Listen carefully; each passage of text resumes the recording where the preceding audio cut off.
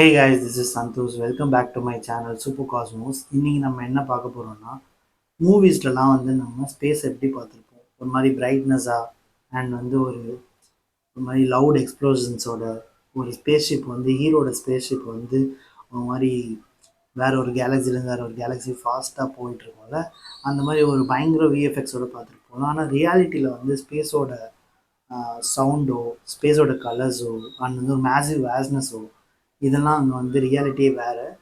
அங்கே இருக்கிற எல்லாமே டிஃப்ரெண்ட்டாக இருக்கும்.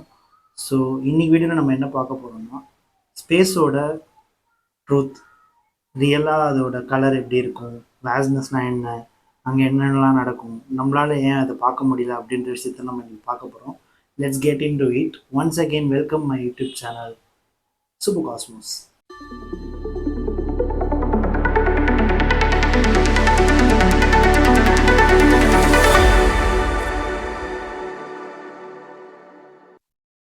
ஃபஸ்ட்டு பேசிக் லாஜிக் என்னன்னா, ஸ்பேஸ் இஸ் அ வேக்கம்.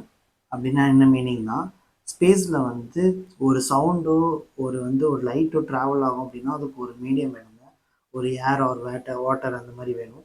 அப்படி ஒரு மீடியமே இல்லாதனால என்ன ஆகும்னா எதுவுமே ட்ராவல் ஆகாது, நம்மளுக்கு எந்த சவுண்ட்ஸுமே கேட்காது. பக்கத்தில் ஒரு ஸ்டார்ஸ் வந்து பிளாஸ்ட் ஆனால் கூட அது நம்மளுக்கு கேட்காது.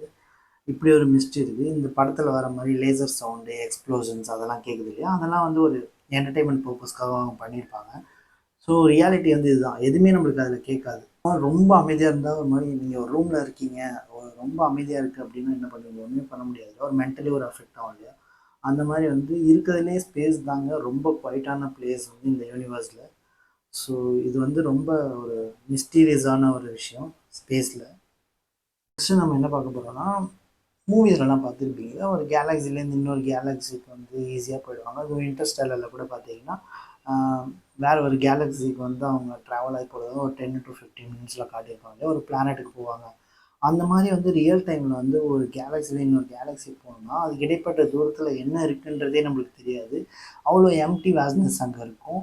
ஸோ பார்த்தீங்கன்னா ஃபுல்லாக வேக்கமால் நிரம்பி இருக்கும். அங்கே வந்து எதுவுமே இருக்காது, ஒரு எம்டி ஸ்பேஸ் இருக்கும், நம்ம கண்ணுக்கு எதுவுமே தெரியாது.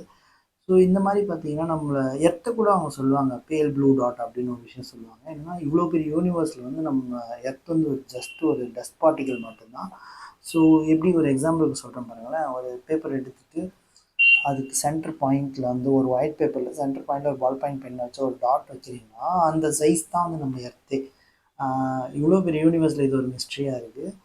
இன்னொன்று நம்ம பார்த்தீங்கன்னா வந்து நிறைய விஷயங்கள் வந்து சயின்டிஸ்ட்கே வந்து ஒரு கன்ஃபியூசிங் இருக்குது. பிக் பேங்கே எப்படி நடந்திருக்குன்ற கன்ஃபியூசஸ் அவங்களுக்கு இருக்குது. எப்படின்னா வந்து அதுவே ஒரு எப்படின்றத மண்டை பிச்சுட்டு இருக்காங்க இன்னுமே. நெக்ஸ்ட்டு நம்ம வந்து ஸ்பேஸில் வந்து மூவிஸ்லாம் காட்டுவாங்க இல்லையா, கலர்ஃபுல்லாக ஒரு கேலக்ஸி வந்து கலர்ஃபுல்லாக காட்டுவாங்க.